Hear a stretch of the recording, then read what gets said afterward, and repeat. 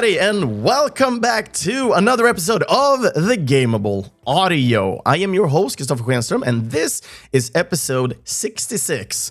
And we are back with another special, and not just any sort of special. This is also a returning guest of the podcast, none other than Patryk Scelina. Welcome back to the podcast. Hi, Chris. Hi. It's really good to be back here, so thanks for having me. I'm just shocked when you reached out to me, to be honest. Maybe you noticed that in my message when you messaged me on Discord. It's like, hey. Yeah, well, I've been living in a cave for the last 2 years, so I just wanted to get out finally.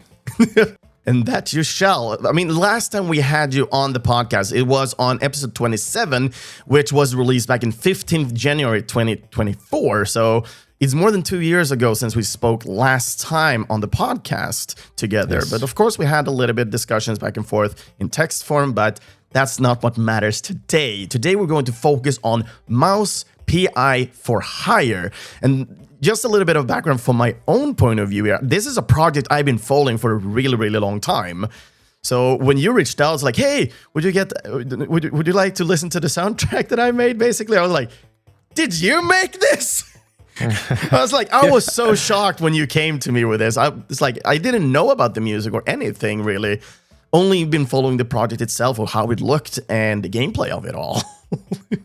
Yeah, it's been crazy actually for those last 2 years, to be honest. And I had really very vivid memory of our talk about Slavic punk recently, so that's why I reached out. Because this is our life. I mean, composers. It's like just you get into the cave for 2 years working on a project, then you get out and you finally want to just have some break and also share the work with everybody. So that was my intention there. Yeah, and of course we're going to share this so everybody can understand a little bit more of the processes, but also get a little bit of your passion that you put into these projects, and that's what it's all about. And I just love that fact. Sure. Just to listen and enjoy these talks as well. It's just super fun and very interesting. Yep. But before we dive into Mouse P.I specifically, it's like, have you been working on this project since we talked about Slavic punk? Almost. I believe when we talked, I just finished working on Slavic punk and also was starting working on some other projects. In the middle of that entire, let's say, roller coaster, I had a couple of game cancellations because that was this was very, very early post-COVID. Let's say a game bubble just get broken, and a couple of games that I've been working on during the, let's say, 2020 up to the 2023 were just canceled. I believe 3 projects were canceled. Yeah, it's just I've heard this from a lot of composers as well, and on these projects that you worked on, have you worked on those projects for a longer period of time, or did you just get into them and then they were canceled, or how was the situation? It's a little bit of both, actually. Some of the projects I've been working on for quite a long time, I believe for one of them I had let's say 80% of music done. So it was almost a finish line to me.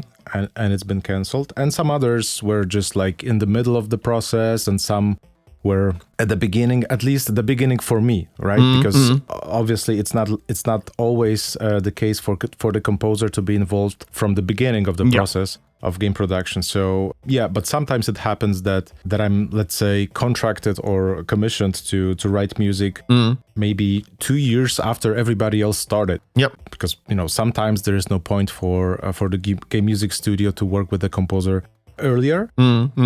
It's a matter of, let's say, a decision or a style of specific or particular game studio like to work. Okay.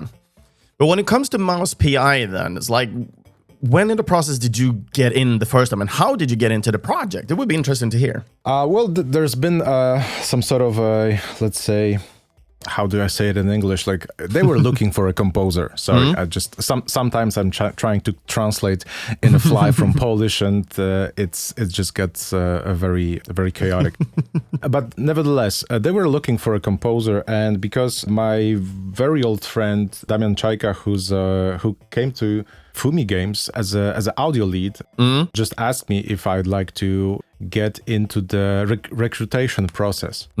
So that was the beginning. I just pitched a demo, and we discussed the part of what kind of ideas would I have for this project, what can I bring, and we just basically started from there. And at some point they just shared the news that they picked me. So yeah, so that was quite surprising, but also really interesting experience to start with, to be honest, because it's the Mouse P.I For Hire is a game that I probably I never worked on anything that's even quite close to that when it comes to the style. I mean, when it comes to the style of the music. Okay. It's not the fact that the game is hand-drawn or something like that. But it's basically, what I mean is that I didn't have a chance to work on anything that's close to the jazz. Which, so that was like the biggest challenge to me. Okay. That's really interesting, because that was kind of going to be a little bit of my follow-up question on this. Like, comparing to what we heard before with Slavic punk, is like it's a totally different genre we're looking at with Mouse P.I, and how it felt to go back and forth between this. And of course, the more we will listen through this episode, we're going to talk a little bit more about the different styles we have of this music, and we're gonna pick a little bit more about that brain. But before, to get a little bit more understanding, I think it's just great that we'll listen to the first track of the week, right? Sure. Yeah. So we will start from the game Mouse P.I For Hire. We're going to start with a track called Jack Pepper's Theme.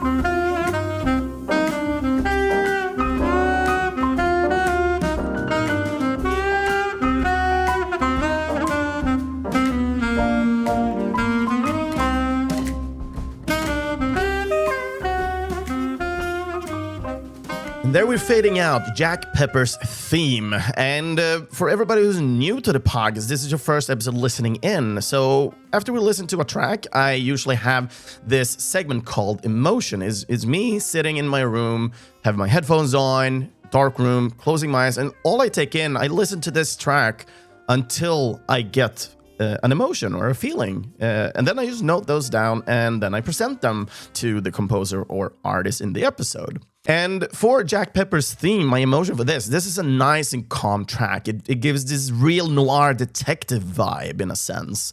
And I think it is that saxophone that really does it for me. It is very laid back track. It does not really overtake in any shape or form. It just keeps one person calm.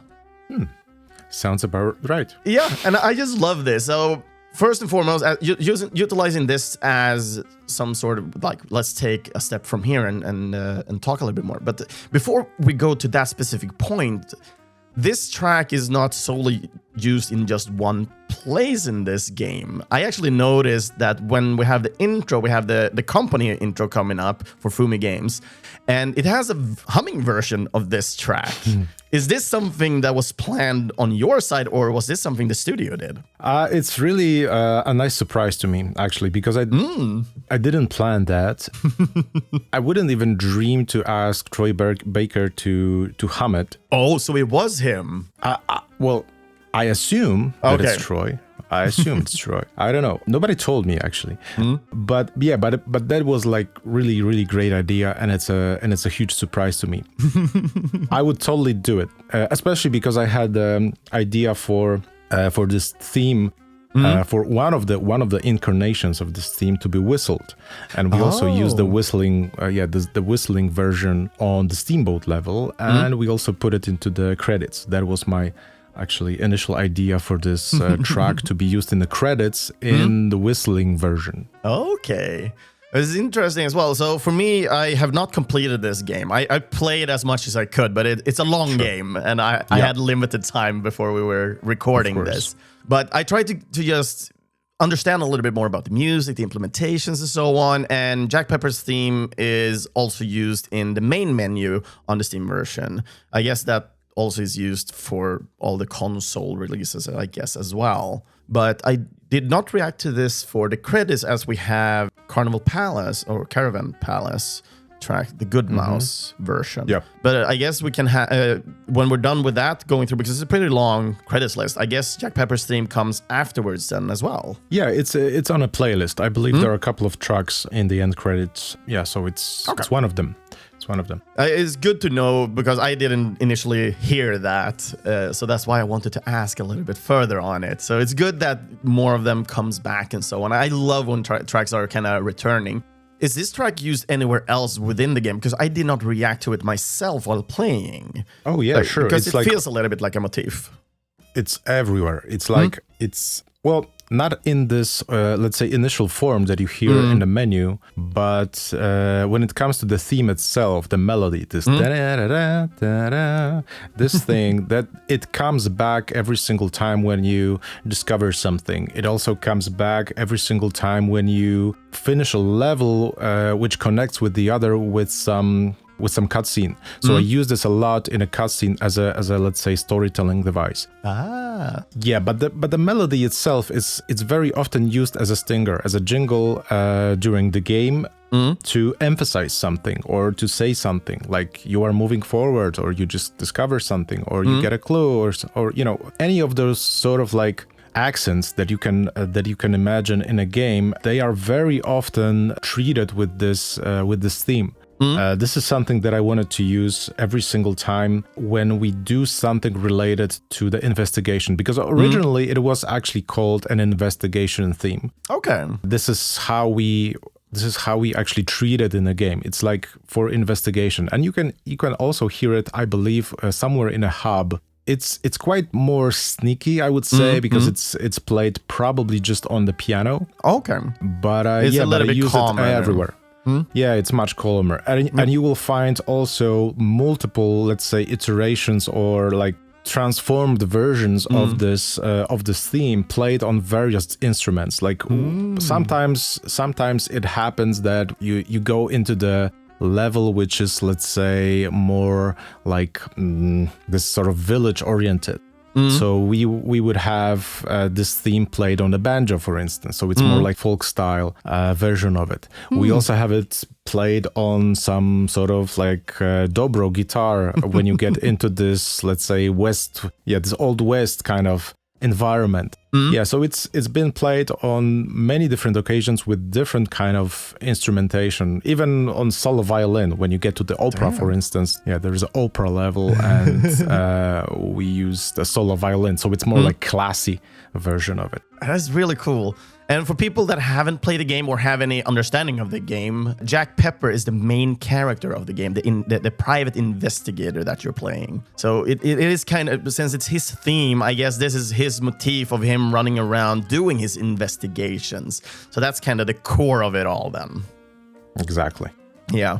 And I just love the fact that you're utilizing the different kind of instruments and so on. Did you limit yourself with any sort of instrument, or were you really open-minded about utilizing different kind of, or how was it working with the jazz functionality in the main sense of this soundtrack? Yeah, well, I did limit it a little bit, and this is mostly due to the fact that we couldn't have like 9 hours of music in a game. So we had to be clever about where and how we gonna change the style of the music.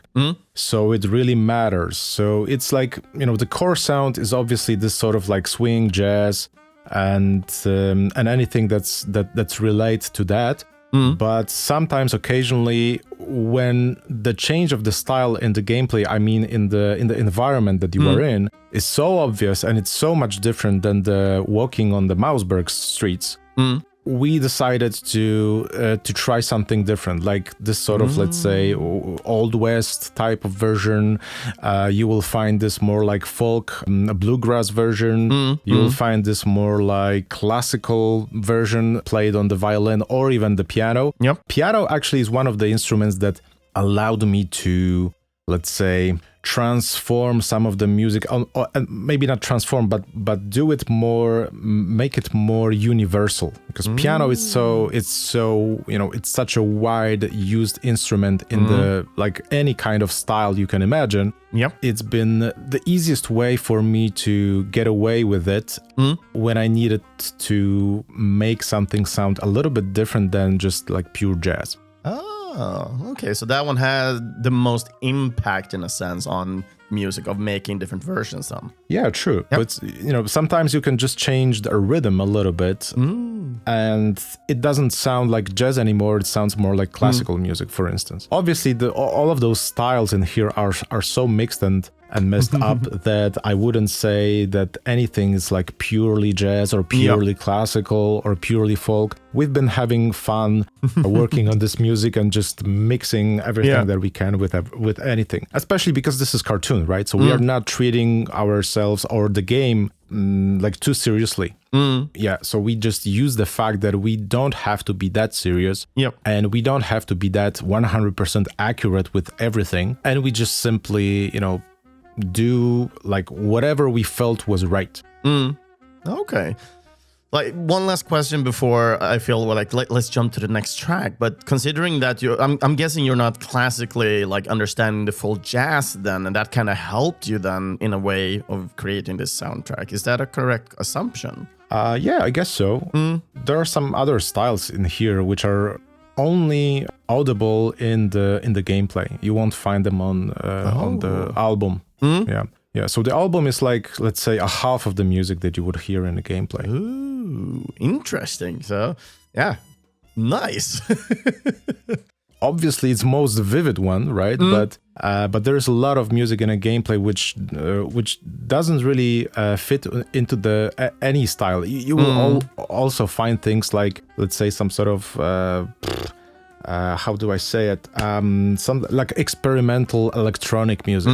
You will find it in levels which are more like laboratory oriented or something like that. But there are some other things, like even free jazz. Obviously, this is more like jazz as well, but it's free jazz, so it's like it's complete chaos. It's just like mess. You don't have a tonal center. It's just like it sounds like random. Yes, it's not framed. There's no specific rhythm, there is no specific tonality. It's just like playing around with sounds and making everything sound weird. So once you get into the hell level, you will hear that. That's really cool. I'm looking forward to this. No, but let's continue to the next track of the week here. So the next track that we're going to listen to is named The Fondue Fist.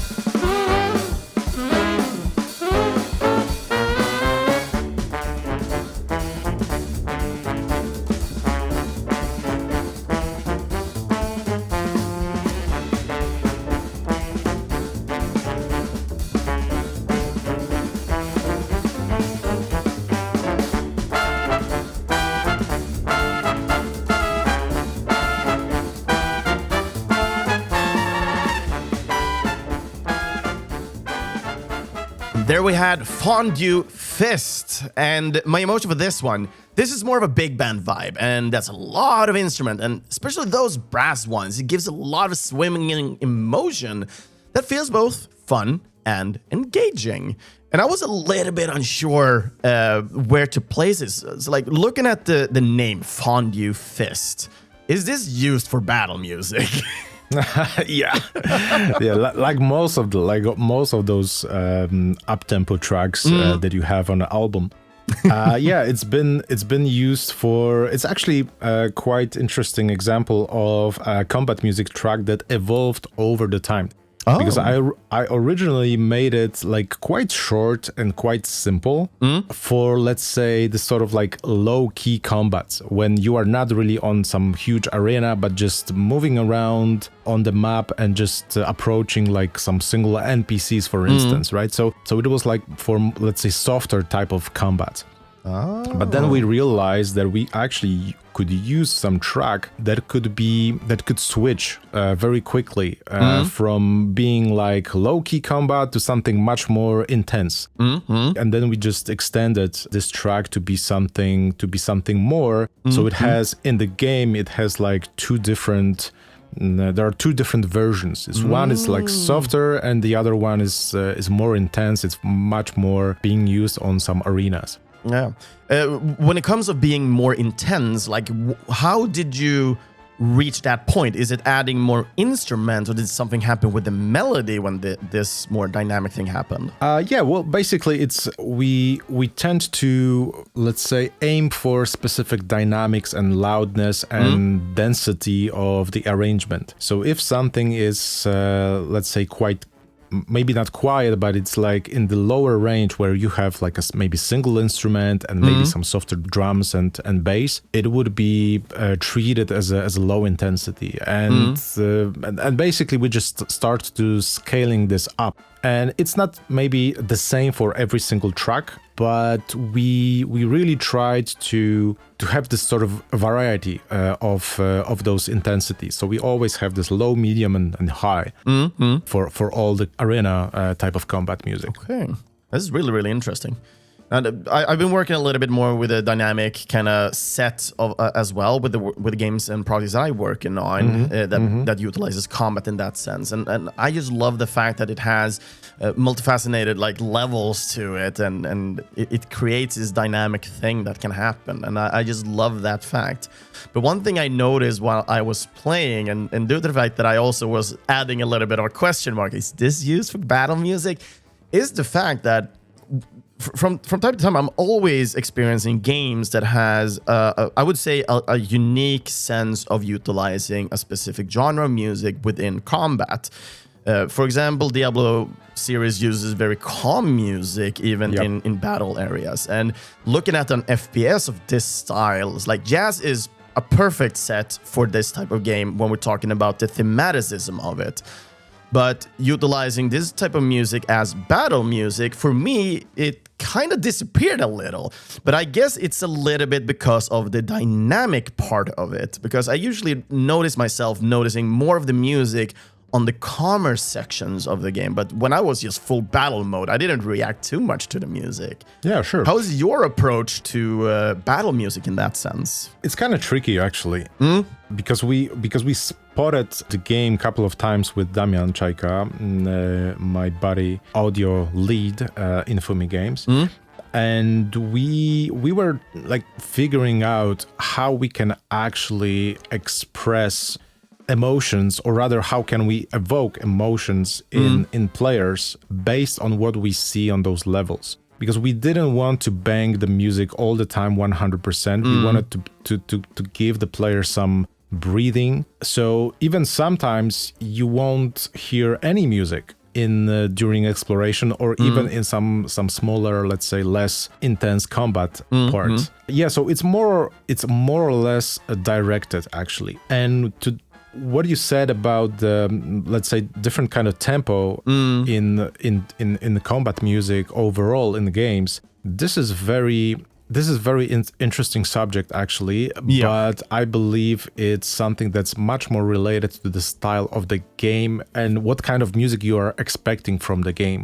I'm also a fan of doing like very soft kind of combat music, so the player is actually, let's say, resonating more with sound effects, especially where there's like a lot of explosions, you know, because as a composer, I believe less is more very often. And especially when there's a lot of going on, players don't really have that much of attention to focus on music. But that was not a case for Mouse. Like me in here, I believe that was like an initial direction for me, that more is more. Like we put everything that we can into those combats, so it's like larger than life, and you know everything is just swinging around, and there are explosions, the music, everything is like on full tilt. Yeah. So that was like a artistic direction of the entire production, I believe. We just wanted to make it almost like Doom, like the Mick Gordon Doom, in the sense that this is more like jazz, of course, oriented, but the intensity of music was supposed to be like really, really high. Yeah. Okay. Now, one thing that came to mind is like you talked about less is more, and then in the beginning you said more is better. It's like when did this kind of switch then happen? Like, and was it from the lead that said, "Oh, no, we'll take it down a notch and see if that makes a difference," or was it on your part, like, "Hey, I want to try less is more and see what impact that has"? I can't remember actually how that happened. You know, over those 2 years when we've been working on this game, so many things we've been changing actually around. We've been testing a lot of things. Yeah, so even the combat music, I remember that we started with some single track that was, let's say, transformed a couple of times by myself, so that we could try different ideas how we can work with adaptivity, for instance, in the game. So it wasn't like that I just wrote a piece of music and we put it in a loop in the game and it was and that was it. We made a couple of tests based on a single composition, changing and rearranging a couple of times, and once we felt that, okay, so that's the thing that we want, everybody's happy about it, then all of the other combat pieces were just composed and arranged in the same pattern. So everything was like constructed exactly the same. All of the intensity layers, all of the transitions, all of some, let's say, we have some additional layers here and there in those in that music adaptive system. Yeah. So every single element that is a building part for the music system was just done exactly the same for every single piece. Yeah. So that's so interesting. I just love those kind of nuggets of gold here. I mean, it's so interesting to hear about the journey and the thought process and what you go through, what you learn out of these experiences, because it feels like even if you've been working as a composer for a long time, it feels like you're really noticing new things every day almost. Yeah, totally. I and especially when you have this sort of, I don't know if this is a curse or blessing, but every single time when I start a new project, it's almost entirely different from the previous one.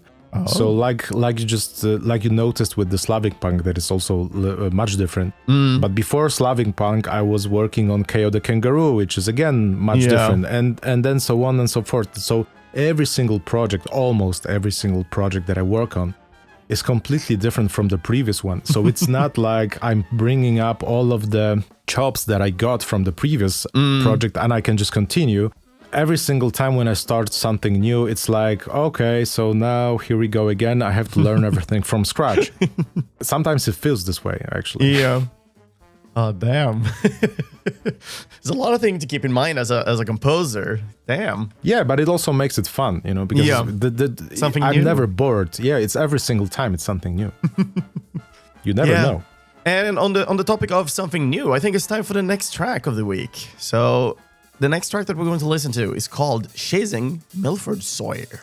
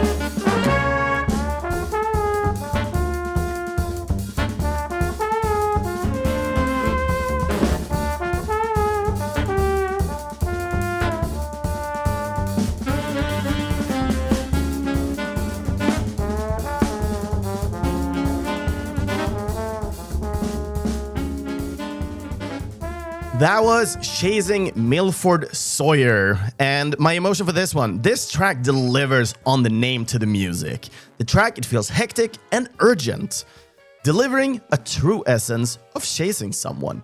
And with the trumpets coming in, I can almost feel like the camera view goes to the side and I can see the whole kind of chase in a 2D perspective.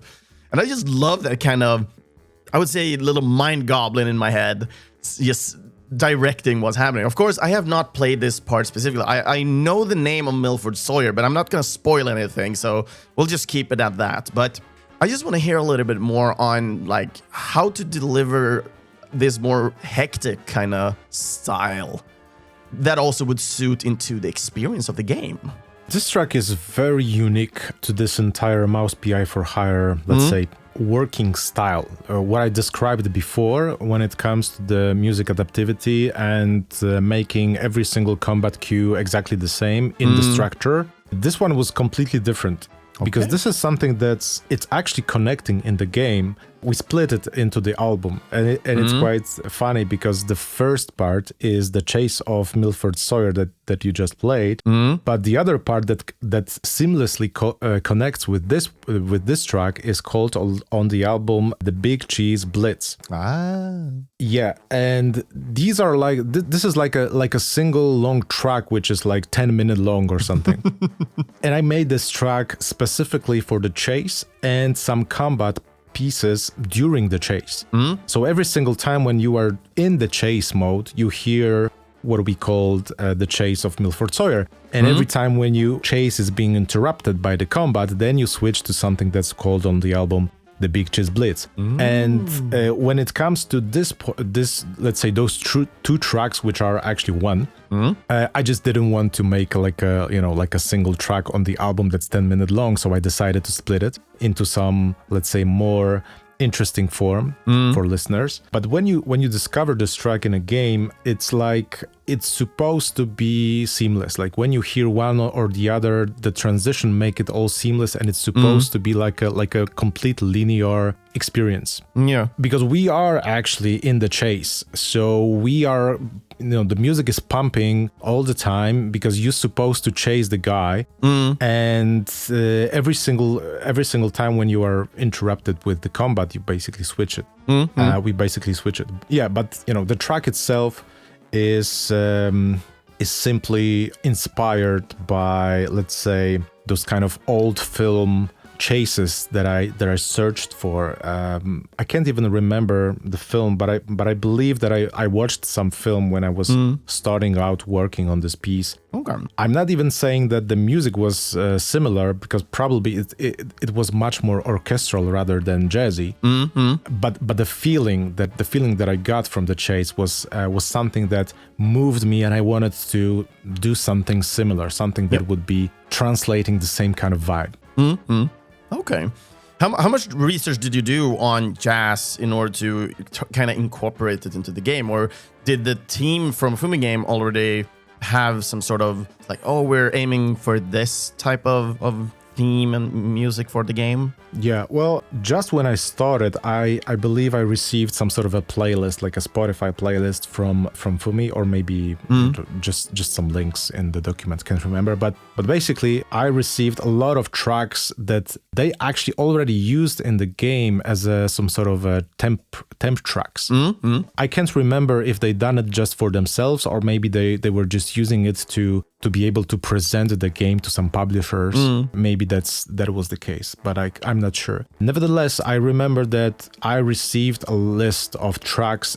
Based on that, I also searched for some other tracks, like even one of my favorites, actually, the Sing Sing Sing by Benny Goodman, which I actually decided to use very, very, let's say, directly as an inspiration. And I created a track which was, very heavily inspired by this one. And just to make an honor to Benny Goodman, I also called it on the album Sling, Sling, Sling. I see what you did there. Yeah. I was just seeing the name. I was like, is this a connection? And then you said, I was like, It was a connection. Yep. Yes, there is a connection. Yeah. Yeah, so that was one of my own, let's say, inspirations that I found, and I aimed to do something similar. It was like this, let's say, ambition that I wanted to try to do something that would be similar. But when it comes to this specific, you said that we have two different ones. We have Chasing Milford, Soyer, and we had the Big Cheese Blitz. When it comes into the game, I guess it's more dynamic, but how is the transition in between these tracks? Because with Chasing Milford, Soyer here, it's kind of calm in the beginning. So I'm guessing this section is only for the album itself, because it's not starting from the beginning when it's calmer in the beginning when we take the chase up again. When we've been interrupted. Yeah, this is something that's quite common to soundtracks, but it's not that obvious to everybody. It's like the soundtrack is just a snapshot of the music from the project. In the game, you will hear every single track that you have here on the album. In the game, it's actually like at least 2 times longer, or sometimes even 3 times longer. There are some like additional versions of specific segments. There are more solos. Every single track has some additional solos, like trumpet solo, saxophone solo, trombone solo, and we very often randomize it. So in the game, when you hear it, it's not so obvious that it's looped. Of course, it's looped because you will eventually hear it, but it's a little bit more alive. On the album, on the other hand, everything is edited. And even some parts are split in half and just combined with something else, just to make it a little bit shorter and let's say, I don't know if it's a right word for expressing this, but let's say a little bit less boring. Because I suppose that if you would hear the same kind of pattern for like 10 minutes, it could be kind of boring when you listen to it on the album. And there's one more thing. This is, well, it's not a secret, but this is something that's maybe not so obvious. We really had to make those shorter pieces so they fit on the vinyl.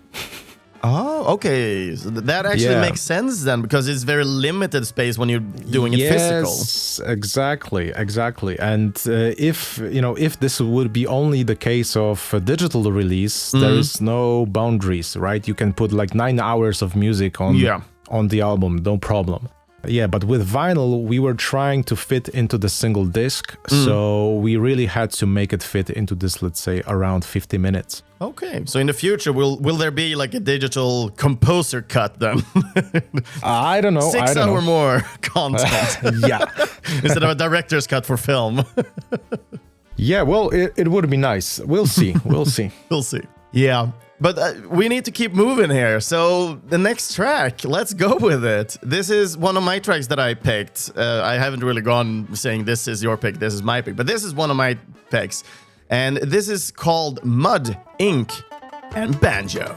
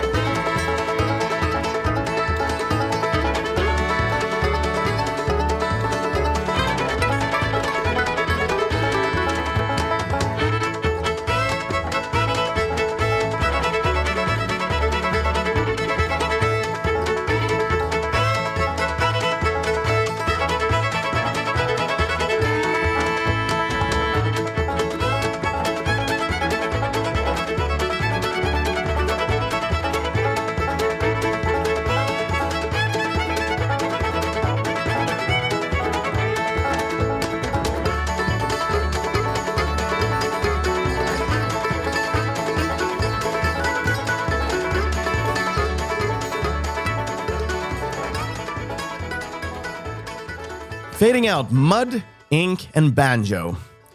The track, it feels very hillbilly. I was like, this is not jazz anymore. Yeah, we're not in Kansas anymore. Yeah, exactly. But to me, it's definitely due to the banjo that makes it very hillbilly for me. But this is one of my favorite tracks in the whole OST.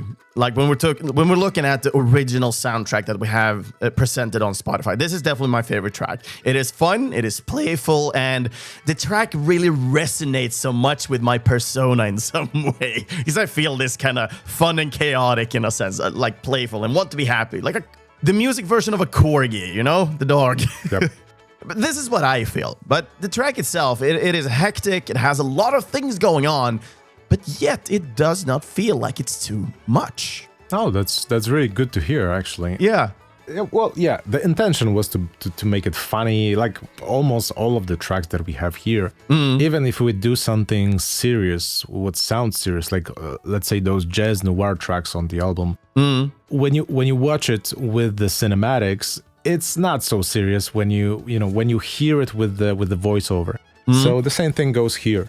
And this is one of the examples of moving outside of the jazz or swing style, and this one was quite fun to record because here we had this amazing guitarist that played all of the parts on the guitars, on mandolin, on the banjo, on the dobro guitar. So this single guy recorded everything that you can imagine on those strings instrument. It was Krzysztof Włochowicz, and violin, which we could call also fiddle, but it wasn't like a true American fiddle. It was more like a classical violin, but still it sounds quite nice. Yeah. Played by my very dear friend Aleksandra Fikus. And yeah, we really had fun doing this because there was no pressure anymore to do it like in the jazz style. We could just simply have fun and just do something different. Yeah. That's awesome. I just love the fact that we talked a lot about like there's different versions. There's a lot more content within the game and the music, and we're basically just getting like the best of, in a sense, with the original soundtrack on Spotify. And one of my first kind of understandings of this, because one of the tracks I was leaning towards was Harbor Haze, which is also available on Spotify. And that one I noticed, like, it was so much fuller than when I played that specific level within the game. And then I personally really understood, like, oh, that this is kind of how we work with the dynamic of it all. Because when you start that harbor scene, it's like you only have like one instrument that kind of plays the melody. And I can definitely feel like how that kind of builds up over the course of the time that I played the level. And I really loved, and I just wanted to like put it into the minds of the listeners here that what we hear here is like the full version of everything put together. But I just love the fact that we have a little bit more of the build-up while playing the game. And I'm guessing, since we've been talking so much about it, like this feels like a core principle of what you wanted within the game. Yes. To have these kind of layers built on top of each other. And I guess this is the real correct assumption as well. Yes, that's so true. And the funny fact is that it's a little bit easier to treat with this, let's say, layer type of approach those tracks that are not big band based. Oh. Yeah, so we've been using like very different tricks for different tracks. Like the combat music was one, almost like all the combat music was like the same, like one beast. But everything else was really, really fluid when it comes to the, let's say, this sort of like adaptivity and how it's constructed. So we've been playing around with those tracks. Yep. And I've been also writing those tracks to be able to do something with it more rather than just playing and stopping. So when it comes to those pieces that are not big band based, it's quite easy to just simply like split it into those single instruments. You can just use a banjo as a solo instrument and it can play it can play, and you don't really feel that there is something missing.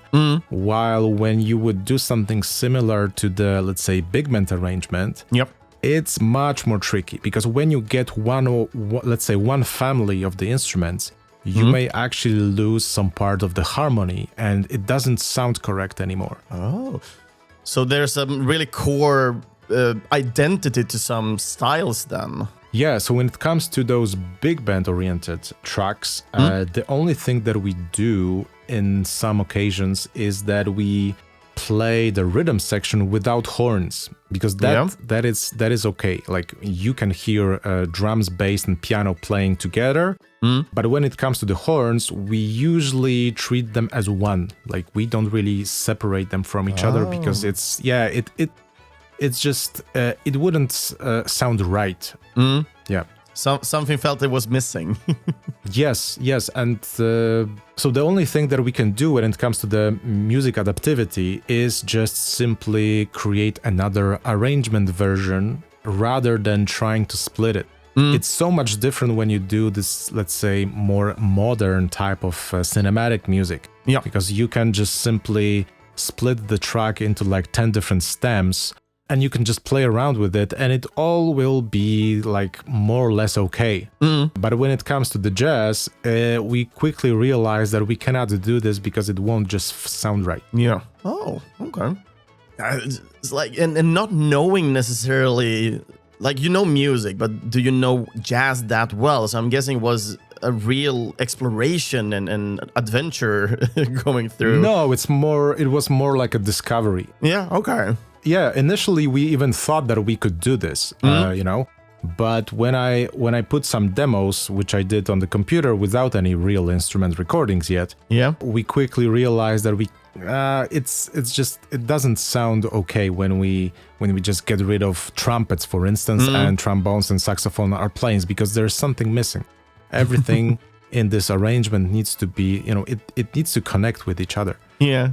So when it comes to jazz, which instrument was the most important one to get the jazz vibe from your exploration? All of them. All of them. Damn it. All of them. There's no one pick. I mean, everything needs to be in place, And I'm not at all, like, by any means a jazz expert. I just evaluate it with my ear, like, I hear it and I can just say, well, it doesn't really sound right. Yeah. Especially when you compare it to all of the greats from the era, even the Benny Goodman, which I mentioned. It's like when you hear those tracks, you can just hear that it's like they nailed it when it comes to the writing and the arrangement. Yeah. Damn. So we are still getting a little bit stressed here. We're on a time schedule that we need to fix, and we still have one more track to fit into this episode. Let's actually go with it. And the last track of the week that we're going to listen to is A Case Like No Other.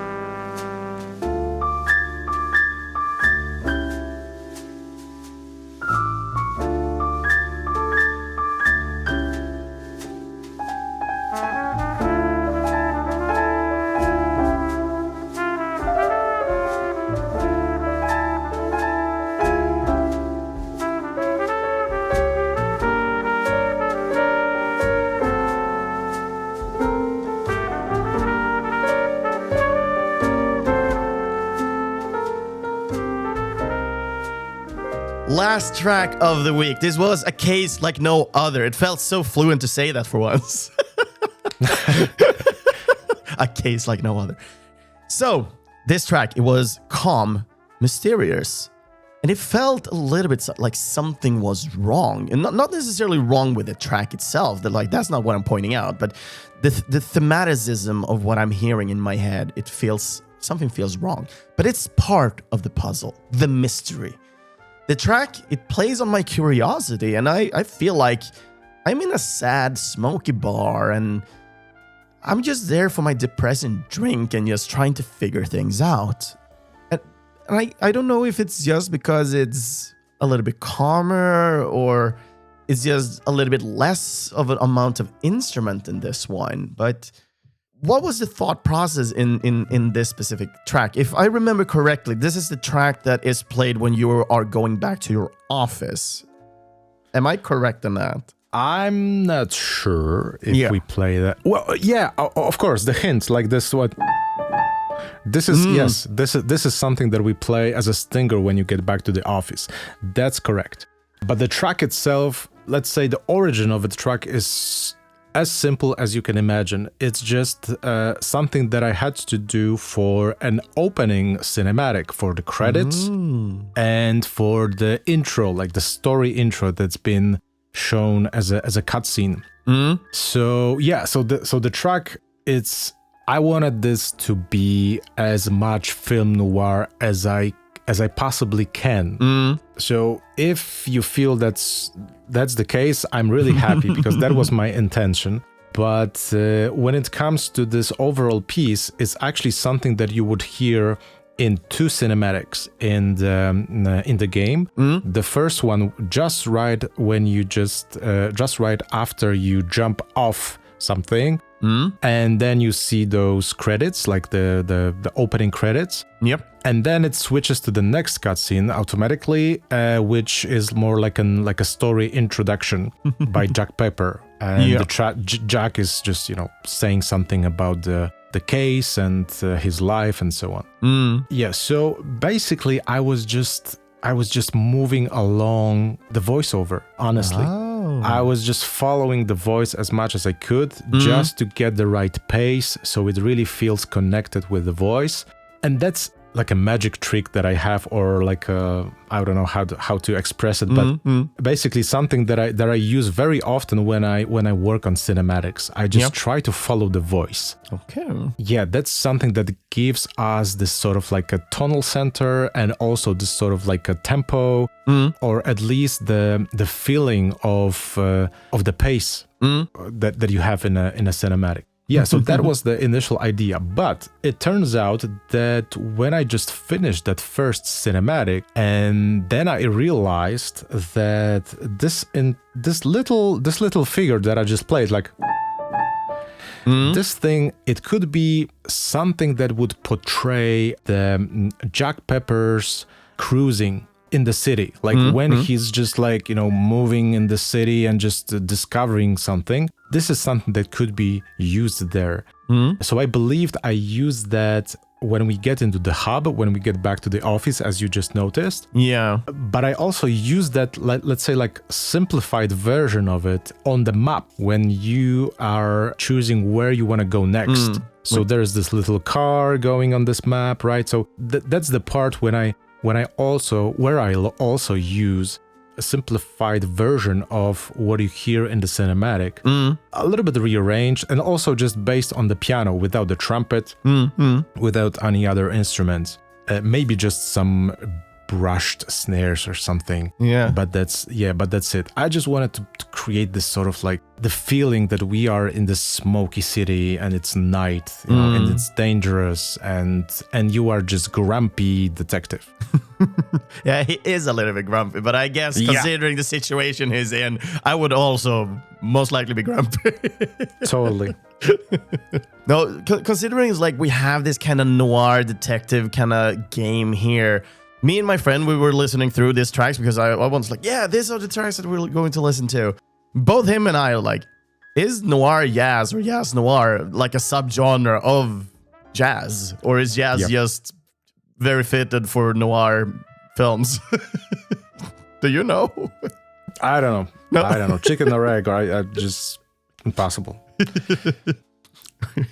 I was just so interested, like, because it felt very noir, like when we're thinking about, oh yeah, it was the girl, and you have this detective thing. It's like, this is the type of music you think about. Like when I'm going through this full soundtrack, I feel like it really suits the theme well. It's like, in my opinion, this is a home run soundtrack, considering of what game it is for in thematicism. That's nice. Well, this project is very unique, especially because it allows us to do some cheesy things and using cliches and everything that in any other serious project would be perceived as something that it's old or just obsolete, you know. In here we can use it and it works perfectly. Like even the thing that you know from old cartoons on the trombone, like bum bum bum bum, you know, this kind of like playing on the trombone. It's something that you won't hear in any modern production because it's just too cheesy. Nobody would use that even in a modern comedy. Yeah, you wouldn't even hear anything like it. And in here we can do anything. It's like a perfect project for do anything stupid that comes to your mind. It's gonna maybe not anything, but you know, the canvas is huge. You know, you can do really a lot. So it kind of has a frame, but the frame is kind of gray, so we can paint outside and it still feels like it's inside the frame. Yes, exactly. And there is no wrong ideas. Like anything that goes can be somehow, we can justify it. You know, we can justify it very often. Do you have any, like, right off the domes, like, do you have any situation where it was like a huge curveball for you, but it still like went home? I don't know, but when you said the curveball, I just reminded myself one of the levels that we have, this sort of like a stone ball, which is a wink to Indiana Jones. Yes. And I remember I also did very short musical loop, because obviously this is something that happens in the game just for a brief moment, so we didn't want to make like, you know, 10 minutes of music for this little chamber. Yeah. But I remember I really wanted to create some sort of musical element that would be also a little bit like a Easter egg for the Indiana Jones. I didn't do anything like, you know, super sophisticated. It's just more like a strings cluster that reminds us a little bit of that Indiana Jones scene, and also using some ethnic drums like ba-dum, ba-dum, you know, something that's quite similar to what we have in this Raiders in the Lost Ark. Yeah, so it's one of the Easter eggs in the music as well. There are some others, by the way. Yes. It's going to be interesting to play more of this game, because I'm definitely going to finish this game. But for me, I play that part, and I love the homages that kind of pops in there. So that's a good job. Thanks. Really glad that you like it. Yeah. No, it is super fun. I'm really enjoying, and I only have like really smaller nitpicks of the game itself, and it has nothing to do with the music. It's more like design choices of some sort, but that's just really nitpicking, like I'm saying. Like this is on me, not necessarily something that everybody is going to be mindful of. Sure. But I still enjoy the game much. No, but we're getting closer to the end of the episode here, and before I'm leaving you here, I just want to hear a little bit more about the overall thoughts on the project here. So I asked you before we started this last section, it's like, hey, when it comes to this project of Mouse P.I For Hire, what was the biggest challenge that you can remember? Something that you were struggling with or something? Yeah, well, the biggest challenge was how to come even close to this entire jazz sound, basically. Because as I said before at the beginning of our conversation, I didn't really have anything close enough to jazz to do in the past. So it was really intense learning curve for me. Yeah, so that was probably the biggest challenge, and probably it's like I'm 100% sure that I wouldn't even made it that without help of Kacper Mikolajuk. Kacper is he started. I don't want this to be like super long part, because I know it's kind of late, but Kacper initially started working as someone who's supposed to help me out with my sample libraries, like with editing and sound design and stuff like that. Yeah, but it turns out, well, maybe it didn't turns out because I knew it, but Kacper tends to be also very talented saxophone player, and it's also trained jazz musician. So when I knew that I'm gonna work on the mouse, I asked him if he'd like to help me out with orchestrations first. You know, maybe giving me some tips and basically working more like my teacher that will help me out with something. And he was all in. So we started gently, you know, with some let's say orchestration more oriented tasks. But our collaboration evolved over time, and eventually Kacper became like a second composer on this project. So sometimes, and the track that you actually played, the Fondue is a really great example, because this is something that I started and Kacper finished it. So the let's say that the softer version of the combat, I did it. And then when we realized that we need something more, then I said to Kacper, can you take this and just, extend it, make it more intense, so that we can use it for, for this sort of like bigger, more intense combat? And he was like, yeah, sure. And then, of course, the rest is history, because many of other tracks Kacper also contributed to as a second composer, not only as an orchestrator. But I wouldn't be able to do it without him, for sure. At least it wouldn't be sounding that, let's say, if I could say that it sounds accurate, because I don't want to offend any like a jazz musician that would right now pick it up and say, well, this is not a true jazz or something. I'm sorry, I don't know for sure. But if it sounds accurate for any jazz musician, it's probably mostly because of Kacper, because my chops are really, really basic. Yep. So when it comes to voicings, those instruments, I was doing this mostly based on some tips that I would find online. I was reading a lot about orchestration, big band orchestration and voicings. I was just, learning all of that. Yeah, but for Kacper, it was much more straightforward, because he learned it at university for 5 years. That's interesting. It's like he comes in with having the educational point of view from it. Yeah, and it was really time saving, actually, because I was, I'm not convinced that I would do it myself. I would have to, of course. Yeah. Because there was no other way. There was no turning around. Yeah. But it wouldn't probably sound that good without his help. That's great. And on the topic of great, let's go to the segue of the counterpart of this. So with the project, what did you feel was your biggest achievement working on Mouse P.I For Hire? It's a tough one. It's a great question, but it's a tough one. I think I'm the most proud of the Jack Pepper's theme, like overall like a melody, because it's one of those themes that it's super simple but yet effective, you know.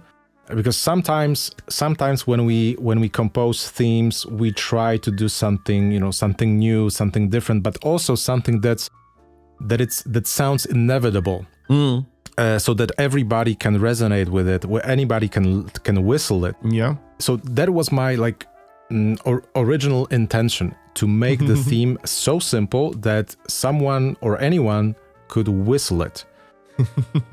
And it turned out to be actually a source for whistling, because eventually, of course, we created this version where you hear a theme being whistled. Yeah, but that's my point. Like, I want it to be so simple that I could transform it in a couple of different ways, because I'm not using this theme in the let's say initial form every single time. I change the tempo a little bit, I change the rhythm sometimes, the notes sometimes are a little bit different, some intervals, but the overall shape is so simple that even if you take one note and put it somewhere else, like you change the tone of something, of one single note, for instance, you still hear like it's this, even if it's a little bit different. Yeah. So that's something that I'm probably the most proud of, that it really worked out, and it just became this theme. That's awesome. I guess it's really hard to come up and find that kind of nugget within music, to have this simple yet very dynamic piece. This is something for me that's still, it's part of the magic of writing music, because many different things which we talk about can be done with the craft. Like, if you are educated, or if you have really good feeling, or basically if you have like experience, you can do a lot without having inspiration, or without having a specific idea. Just moving around with the harmony, with notes, and you can just you can just do something, even if it's like not like a best, piece ever. You can do something. But when it comes to writing those themes, those melodies, to me, this is still a mystery. I literally don't know how it happens. Sometimes I just put my hand on my keyboard and it just happens in like 5 minutes. And sometimes it takes like 3 months of just noodling around and trying to figure out what the hell I'm looking for, So it's really something that it's like you cannot really count it. Like you cannot predict how long it's gonna take to come up with this theme. Yeah. Damn. It's gonna be tough being it's like I'm listening to composers and artists. I was like, I would never be able to do this. It is sometimes tough, yes. Especially when there's deadline. Like exactly. the time, the Can time I get is 3 running more out. months, please? We have a release date. Yes, exactly. Yeah. Yeah, so sometimes you just have to go with anything that you were capable to come up with. And if there's more time, that's great. Yeah. But yeah, on the topic of time, we're definitely running out of time. So as we're closing down Mouse P.I For Hire, we're focusing a little bit quick on you again. It's like, what's going on now? Is there something else you can talk about that is upcoming from you for you in the future now? And also, where can people find you if they want to get in contact with you? Sure. Well, first of all, when it comes to the contact, I think I think I'm like everywhere where you can find people. Maybe with exception of TikTok, I still don't have a TikTok. But all of the social media like Instagram, Facebook, LinkedIn, YouTube, Twitter, which is X. I hate the X name. Same. I'm sorry. It's just... This is worst. Yeah, it's like you don't... Every single time when you say X, you don't know what it means. Is it like ex-wife or something? I don't know. Exactly. Too many questions. Yeah, too many questions. Yeah, so that's it. But when it comes to the projects I'm involved in, there are a couple of them actually. Some of which I can't talk about just yet because they're not announced. One of them is with Flying Wild Hog, the company, the Polish company that it's like part of Embracer. Yeah, so I work with them on something. Yeah, interesting. And yes, it's very interesting. It's like I'm super excited. I really regret I can't say anything because I'm super excited for this one. However, when it comes to some other projects, there is one really cute indie game that I'm working on currently with my friends. It's about cooking. It's about cooking dumplings. It's almost like a Polish tradition to make dumplings. So so they came up with this idea, and the game is called Foxy Dumplings. Yeah, it's really cool, especially because again I had to, let's say, reinvent myself and create some type of music that I never done before, because this time I'm making more of like, let's say, chill hip-hop ambient music, jazzy a little bit here and there, but it's basically the idea is to make it chilly, so it's like it's quite soft and pleasing, and it's like it's not really, it's not like in Mouse that it's pumping your adrenaline. It's supposed to be more like an ambient kind of vibe. It's more zen. Yes, it's much more zen, and it's but still it has a rhythm. It's not like just pads and drones or something. Yeah. But there is a rhythm, there is harmony. It's fun. It's really fun working on this. That is awesome. No, but it's been a blast talking to you again, and likewise. It is time to close this out and leave you to your endeavor of next thing in life that you need to take care of now. Thank you. Thank you for having me. Yeah, no, thank you for reaching out to say like, hey, I want to talk about this, because I'm just so excited that you wanted to return. So it's an honor on my side to have you. No, but yeah, that is the end of the episode. I will let Patryk go here. So with that said, like, I want to thank everybody for listening in. And I'm guessing, Patryk, do you have any final words for the listeners before I will basically let you go and then take the usual ending by myself? Have a nice end of anything that you are in right now. I wanted to say end of the weekend, but I don't know when you're going to release it, so sorry. It depends when people are listening, right? Even if I release it, doesn't mean they listen. Yes, exactly. So, sorry. So, yeah.